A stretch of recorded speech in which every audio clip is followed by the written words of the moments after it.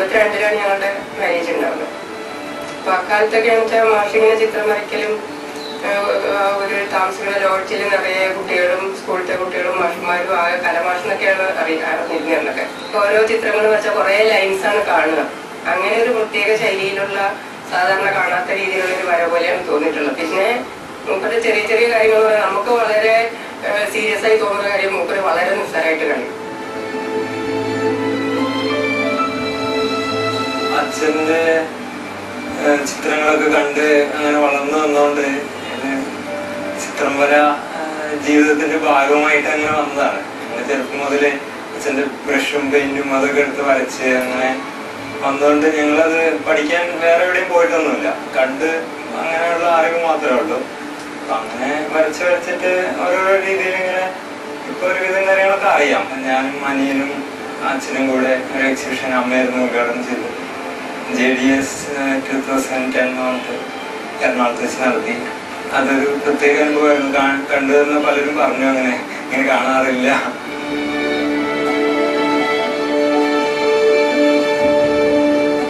കുറേയധികം ചിത്രകലാ ക്യാമ്പുകളും പ്രദർശനങ്ങളും അച്ഛൻ്റെ കൂടെ പോയി കാണാൻ പറ്റിയിട്ടുണ്ട്. അപ്പോൾ കേരളത്തിൽ തന്നെ സ്ഥിരം പ്രാക്ടീസ് ചെയ്യുന്ന ഒരു 10-500ഓളം ചിത്രകാരന്മാർ പലപ്പോഴായിട്ട് അവർ വർക്ക് ചെയ്യുന്നത് കാണാനുള്ള അവസരങ്ങൾ കിട്ടുന്നുണ്ട്. അപ്പോൾ അതൊക്കെ ഒരു തിരിച്ചറിവിൻ്റെ വലിയൊരു ഫാക്ടറാണ്. അപ്പോൾ ചിത്രകല കുറച്ചും കൂടി സീരിയസ് ആവുന്ന അങ്ങനെ പതുക്കെ പിന്നെ അച്ഛന് കുറെ നമ്മൾ പക്വതയത്തിനനുസരിച്ച് അച്ഛനനുസരിച്ച് തന്നെ ഗൈഡൻസും തരാറുണ്ട്. കഴിഞ്ഞ 3 പതിറ്റാണ്ടു കാലത്തിനിടെ തന്നെ തൊട്ടറിയാവുന്ന ഒരു ചിത്രണ രീതി ശേഖർ അയ്യന്തോൾ വികസിപ്പിച്ചെടുത്തു. കലയിലെ പ്രസ്ഥാനങ്ങളും പൂർവ്വശൈലികളും ഓരോ കലാകാരനും കടന്നു പോകാനുള്ള വഴിക്കല്ലുകളാണ്. തന്നെ ഏറെ ആകർഷിച്ചിട്ടുള്ളത് അടയാർ മാധവമേനോന്റെ പ്രകൃതി ചിത്രണത്തിലെ സൂക്ഷ്മ ശൈലീവൽക്കരണമാണ്. ഒരുപക്ഷെ സമകാല ചിത്രകലയുടെ ആഗോള പ്രവണതകളോട് പുറംതിരിഞ്ഞു നിൽക്കുന്നവയാകാം തന്റെ ചിത്രങ്ങളെന്ന് ഈ കലാകാരൻ കുറ്റസമ്മതം നടത്തുന്നു.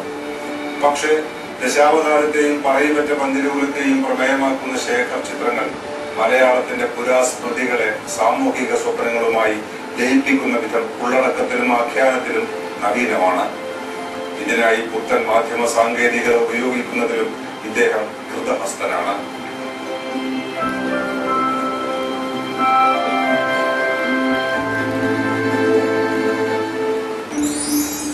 ഹലോ, പ്രകൃതിയായിട്ടുള്ള ബന്ധം കൊണ്ട് പ്രകൃതിയിലുള്ള എന്തെങ്കിലും എലമെന്റ്സ് നമ്മൾ ചിത്രത്തിൽ ചേർക്കുന്ന ഒരു സമ്പ്രദായം കൊണ്ട് ഞാനിവിടെ കണ്ടുകൊണ്ടിരിക്കുകയാണ്. അതെ, കുഴപ്പമില്ല. അതെ, ചെയ്യാന്നുള്ളത് മാത്രം കൃത്യതയിൽ ചെയ്യാൻ പറ്റാറില്ല. ഞാൻ എന്റെ ഒരു സ്വാതന്ത്ര്യത്തില് കുറച്ച് പരിക്കം മട്ടുകളാണ് ശരി. ഞാൻ നോക്കട്ടെ. യോഗ തലത്തിൽ തന്നെ ഏകദേശം എല്ലാവരും പുതിയ കോണ്ടംപററി എന്നുള്ളൊരു സമ്പ്രദായത്തിൽ പോവുക എന്നുള്ളതാണ്. ഞാൻ അതിന് ഇത്തിരി പിന്തിരിഞ്ഞു പോണ ഒരു സമ്പ്രദായം. എനിക്ക് അതിനോട് മുഴുവൻ പൊരുത്തപ്പെടാൻ പറ്റിയിട്ടില്ല. വേറെ ഒന്നല്ല, നമ്മുടെ ജീവിതാനുഭവങ്ങളും നമ്മുടെ സ്വഭാവമൊക്കെ ഒരു നാടൻ മട്ടിനോട് ചേരുന്നതാണ്. അപ്പൊ ആ രീതിയിലുള്ള ചിത്രങ്ങളാണ് ഞാൻ ചെയ്യണേ. പിന്നെ സാങ്കേതിക വിദ്യകൾ മനസ്സിലാക്കുക, അത് ചിത്രത്തിൽ കൊണ്ടുവരാൻ, ആ കാര്യങ്ങളിൽ എനിക്ക് താല്പര്യമുണ്ട്. നമ്മുടെ ഒരു സത്വത്തിൽ പിടിച്ചിട്ട് നമ്മുടേതായ നല്ല വർക്കുകൾ നമ്മൾക്ക് ഒറിജിനലായിട്ട് നമ്മളുടെ ഉള്ളിൽ തട്ടിയ പോലത്തെ സാധനങ്ങൾ ചെയ്യണം.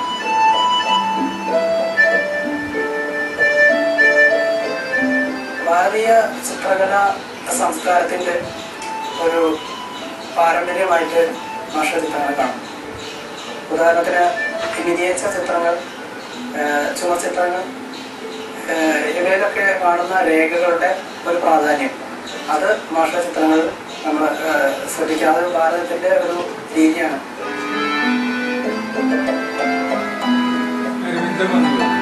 ചിത്രകാരൻ എന്ന രീതിയിൽ നോക്കുകയാണെങ്കിൽ വളരെ വ്യത്യസ്തമായ രീതിയിൽ അച്ഛന് തനതായ ഒരു ശൈലിയുള്ള ഒരു ചിത്രകാരനാണ്. ഞാനിപ്പോ കണ്ടെടുത്തോളം വേറെ ആർക്കും അതുപോലത്തെ ഒരു രീതിയിലുള്ളതായിട്ട് എനിക്ക് അറിയില്ല. സിസ്റ്റം ഉപയോഗിച്ചിട്ട് ഇത്തരം ഗ്രിപ്പ് പെൻ അല്ലെങ്കിൽ ടാബ്ലറ്റ് ഉപയോഗിച്ചിട്ടുള്ള വർക്കുകളിൽ ഞാനൊരു 5-6 മാസം ഇതിങ്ങനെ പ്രാക്ടീസ് ആക്കുകയാണ്. ഈ ടൂള് സിസ്റ്റത്തിന്റെ രീതിയിൽ ഉപയോഗിച്ച് എങ്ങനെയാണ് നാട്ടിൽ മിസ് ചെയ്യാന്നുള്ളത്. അപ്പോ അതിന്റെ പഠനത്തിന്റെ ഭാഗമായിട്ട് ഇങ്ങനെ ലൈഫിലോ ടിവിയിൽ കാണുന്നവരൊക്കെ ഇതൊക്കെ ചെയ്യാം. പിന്നെ നമ്മളിത് കുറച്ചും കൂടി സീരിയസ് ആയിട്ട് ഏതെങ്കിലും ഇതൊക്കെ ഡെവലപ്പ് ചെയ്ത് ഇതിന്റെ സ്റ്റൈലിൽ കൊണ്ടുവന്ന് അത് പിന്നെ ക്യാൻവാസിൽ പ്രിന്റ് ഔട്ട് ആക്കി പിന്നെ വീണ്ടും ഫിനിഷ് ചെയ്യും. അപ്പൊ ആ ഫിനിഷ് ചെയ്യുമ്പോൾ അതിന് നമ്മള് മിക്സഡ് മീഡിയ ഓൺ ക്യാൻവാസ് എന്നുള്ള ഒരു ലാബിൽ കൊടുക്കും. ഇതാണ് ഗ്രിപ്പ് പെൻ. ഇത് ആർട്ടിസ്റ്റുമാര് ടാബ്ലറ്റ്സ് എന്ന് പറയും. ടാബ്ലറ്റ്സ് ഇതിന്റെ ഒരു യൂണിറ്റ് പോലെ തന്നെയാണ് ഈ ബോർഡ്. അപ്പൊ നമ്മള് എന്തെങ്കിലും ഒരു വാഷനെടുത്ത് ഈ സർഫസിൽ ബ്രഷ് ക്ലിക്ക് ചെയ്ത് നമ്മുടെ സെലക്ഷനിലുള്ള കളർ എടുത്ത് നമ്മുടെ പരമാവധി വേഗത്തില് നമ്മുടെ കൈ നീങ്ങാവുന്ന അത്രയും വേഗത്തില് ഇത് ഉപയോഗിക്കാൻ പറ്റും. ഇത് വർക്ക് ഓഫ് ആർട്ടിന്റെ രീതിയിൽ തന്നെ ക്യാൻവാസിൽ നമ്മൾ പെയിന്റ് ഉപയോഗിച്ച് ഡ്രോയിങ് ചെയ്തെടുക്കുന്ന പോലത്തെ അതേ രീതിയിൽ ഇത് ചിത്രാക്കാൻ പറ്റും.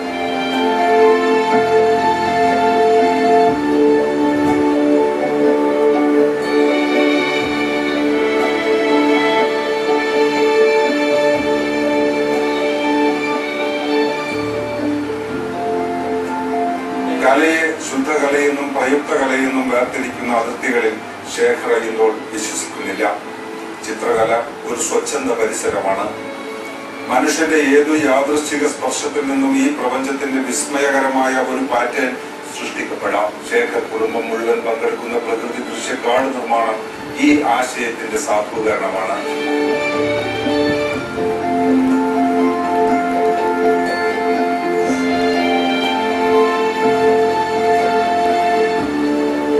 ഇത് നമുക്ക് ഞായറാഴ്ചകളിലൊക്കെ ഒഴിവുകളില് ഈ ചിത്രം വരയ്ക്കണ രീതിയിലുള്ളൊരു കളി തമാശ ടൈം പാസ് പോലെ ചെയ്യണതാണ്. വീട്ടുകാരെല്ലാവരും കൂടിയിട്ടൊക്കെ ചെയ്യും. അപ്പൊ ഇതിന്റെ രസം എന്താ വെച്ചാല് നമ്മള് ഏറ്റവും എളുപ്പത്തില് ചെറിയ ചെറിയ മിനിയേച്ചർ ലാൻഡ്സ്കേപ്പ് കാർഡുകൾ ഉണ്ടാക്കും. ഇത് ഞാൻ തനിയെ ഡെവലപ്പ് ചെയ്ത ചില ടെക്നിക്കുകളാണ്. ഇതിൽ വലിയ ആർട്ടോ കലാമൂല്യമൊന്നുമില്ല. പക്ഷെ നമുക്ക് ഗ്രീറ്റിംഗ് കാർഡ്സോ അല്ലെങ്കിൽ എന്തെങ്കിലും സന്ദേശങ്ങൾ അയക്കാനോ ഫ്രണ്ട്സിന് കോംപ്ലിമെന്റ്സ് കൊടുക്കാനൊക്കെ പറ്റും. ആദ്യമായിട്ട് ഈ ഫുൾ ഷീറ്റ് പേപ്പർ തന്നെ മടക്കിയിട്ടാണ് അതിന്റെ വർക്കുകൾ തുടങ്ങുന്നത്. ഫസ്റ്റില് ഇത് സെന്റർ ഫോൾഡിങ്, പിന്നെ പകുതികൾ രണ്ട് ഭാഗത്തേക്ക് ഇങ്ങനെ ഫോൾഡ് ചെയ്ത് കഴിഞ്ഞപ്പോ അപ്പൊ ബാക്കിൽ ഇങ്ങനെ രണ്ട് ഫോൾഡ് മടക്കി നിൽക്കും. രണ്ട് ഫോൾഡ് ഈ ഭാഗത്താണ് നമ്മൾ വർക്ക് ചെയ്യണത്. ഇത് വർക്ക് ചെയ്യുമ്പോൾ ഇത്രയും ഏരിയ നമ്മുടെ ലാൻഡ്സ്കേപ്പ്, പ്രകൃതി, മരങ്ങള്, മലകള്, പാറകള്, അങ്ങനെയുള്ള രീതി. ഇവിടവും ഇവിടവും മേഘങ്ങളും ആകാശങ്ങളും അങ്ങനെയുള്ള ഒരു കൺസെപ്റ്റിലാണ് പെയിന്റ് അടിക്കുന്നത്. പെയിന്റ് അടിച്ച് കഴിഞ്ഞ അവസ്ഥയിലുള്ള ഷീറ്റ് ഇതാണ്. അപ്പൊ ഈ ഷീറ്റിനെ ആദ്യത്തെ മടക്ക് വന്ന സെന്ററിൽ കട്ട് ചെയ്യാണ് ചെയ്യുന്നത്. എന്നിട്ട് രണ്ട് ഭാഗമാക്കും. രണ്ട് ഭാഗം ആക്കി കഴിയുമ്പോൾ തന്നെ നമുക്ക് ഇതിന്റെ ഓരോ പാർട്ടും ഓൾറെഡി ഓരോ ലാൻഡ്സ്കേപ്പിന്റെ വ്യൂവിലായിട്ടുണ്ടാവും. നമ്മളൊന്നും വരച്ചില്ലെങ്കിലും അതിന്റെ അകത്ത് ഒരു ചിത്രത്തിന്റെ ഒരു സംഗതി പോലെ തോന്നും.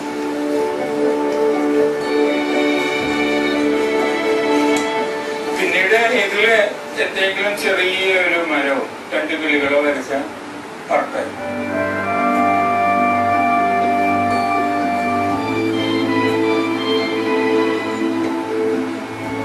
ഇത് ചെയ്യുന്നത് കണ്ടു കഴിഞ്ഞാൽ തീരെ വരയ്ക്കാത്ത കുട്ടി ബ്രഷും പെയിന്റും തായോ ഞാൻ ഇപ്പൊ വരയ്ക്കുന്നുള്ള രീതിയിലേക്ക് മാറും.